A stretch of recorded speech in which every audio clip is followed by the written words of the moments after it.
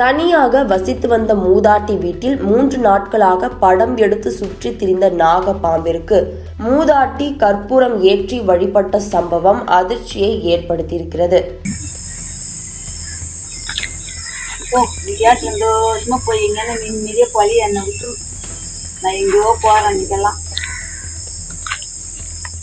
திருப்பத்தூர் மாவட்டம் ஆம்பூர் அடுத்த தேவலாபுரம் ஊராட்சிக்குட்பட்ட காமராஜபுரம் பகுதியில் வசித்து வருபவர் முனியம்மாள். கணவரை இழந்து கடந்த சில ஆண்டுகளாக வீட்டில் தனியாக வசித்து வரும் நிலையில் கடந்த 3 நாட்களாக மூதாட்டி வீட்டிற்குள் புகுந்த 7 அடி நீளமுள்ள கோதுமை நாகப்பாம்பு வீட்டுக்குள் படம் எடுத்து சுற்றி திரிந்துள்ளது.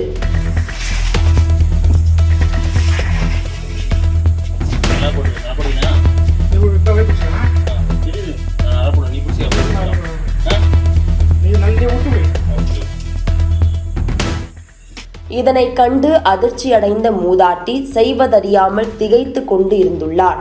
மேலும் யாரிடமும் சொல்லாமல் அச்சத்துடன் வீட்டில் 3 நாட்களாக வசித்து வந்த நிலையில் பிறகு ஒரு கட்டத்தை தாண்டி பக்கத்து வீட்டாரிடம் தெரிவித்துள்ளார்.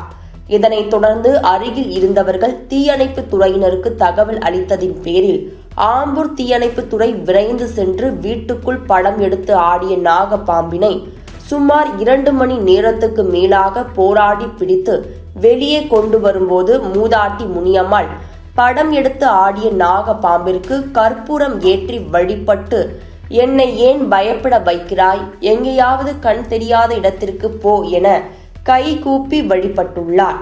இதனைத் தொடர்ந்து தீயணைப்பு துறையினர் பிடிக்கப்பட்ட நாகப்பாம்பினை வடத்துறை பகுதிக்குள் கொண்டு சென்று விட்டனர். ஆம்பூர் அருகே மூதாட்டி வீட்டில் 3 நாட்களாக படம் எடுத்து சுற்றி திரிந்த நாகப்பாம்பினால் அப்பகுதி மக்களிடையே பெரும் அச்சத்தையும் பக்தி பரவசத்தையும் ஏற்படுத்தியுள்ளது.